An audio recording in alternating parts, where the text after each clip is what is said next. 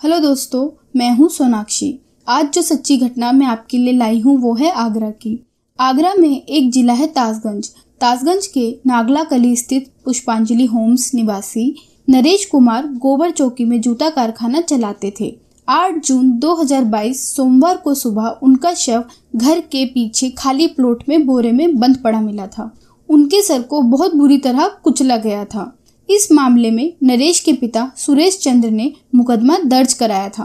Police को सूचना मिलते ही वह मौके पर आई और कार्रवाई शुरू कर दी। जब उन्होंने घर की तलाशी ली तो उन्हें नरेश की छत पर खून के दाग मिले। इसके चलते पुलिस वालों ने नरेश की बीवी प्रमिता को मंगलवार शाम को हिरासत में लेकर पूछताछ शुरू कर दी। क्योंकि घर में सिर्फ प्रमिता और उसके 3 बच्चे और नरेश ही रहता था, इसलिए पुलिस का शक उसकी बीवी प्रमिता पर गया। पहले तो प्रमिता मना करती रही, लेकिन जब पुलिस ने सख्ती से पूछताछ की तो वह तोते की तरह बोलने लगी कि उसने अपने पति नरेश की हत्या अपने प्रेमी रविकांत और उसके भाई शशिकांत के साथ मिलकर की है, जो कि नागला में रहते हैं। प्रमिता ने आगे बताते हुए कहा कि 2 साल पहले उसकी मुलाकात रविकांत से हुई थी। उसने किसी काम में प्रमिता की हेल्प करी थी। उसके बाद दोनों के बीच में मिलना जुलना शुरू हो गया। वो प्रमिता से मिलने उसके घर भी आने लगा। वह भी रविकांत से मिलने उसके घर जाती थी। दोनों के बीच प्रेम संबंध हो गए। जब मन करता दोनों मिलते और संबंध बनाते। कुछ दिनों से प्रमिता के पति नरेश को उस पर शक होने लगा। वह उसे घर से बाहर कहीं अकेले नहीं जाने देता था और इसी सब की वजह से दोनों के बीच में झगड़ा होने लगा। नरेश प्रमिता और रविकांत के बीच में आ रहा था, इसलिए प्रमिता और रविकांत ने फोन पर बात करके एक प्लान बनाया नरेश को अपने बीच में से हटाने का। 7 जून 2022 की रात 10:30 बजे रविकांत अपने भाई शशिकांत के साथ आया। उस समय नरेश घर में सो रहा था।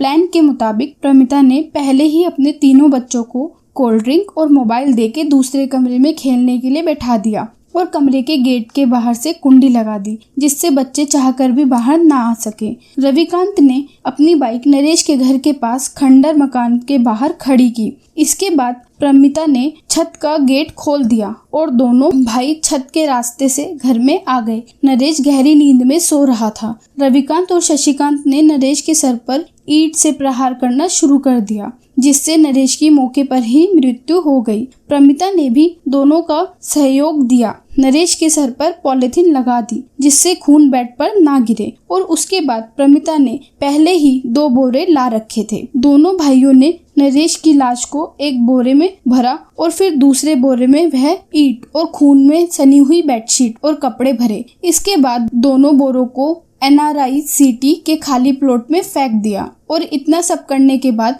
प्रमिता ने जल्दी पूरे कमरे को पानी से धो दिया, क्योंकि नरेश की हत्या के दौरान कमरे में खून लग गया था। फिर रविकांत और प्रमिता ने अपने फोन से एक दूसरे की चैट डिलीट करी और रात के करीब 12:30 बजे दोनों भाई वहां से भाग गए। रविकांत और प्रमिता को तो गिरफ्तार कर लिया गया है, लेकिन शशिकांत अभी भी फरार है। पुलिस उसे ढूंढ रही है। इन सब में प्रमिता ने एक बार भी नहीं सोचा कि उसके जो 3 मासूम बच्चे हैं उनका क्या होगा, उनका क्या कसूर है। बाप मर गया, माँ जेल चली गई, ऐसे में अब उन्हें कौन संभालेगा। अगर वह ये सब एक बार भी सोच लेती अपने बच्चों का भविष्य, तो ऐसा कभी ना करती। तो दोस्तों, इस कहानी को सुनाने का उद्देश्य किसी को दुखी और परेशान करना नहीं है, बल्कि हम चाहते हैं कि आप लोग इस कहानी को सुने और सतर्क रहें तथा अपने और अपने परिवार का ख्याल रखें। और आपने अभी तक चैनल को सब्सक्राइब नहीं किया तो चैनल को सब्सक्राइब कर दें।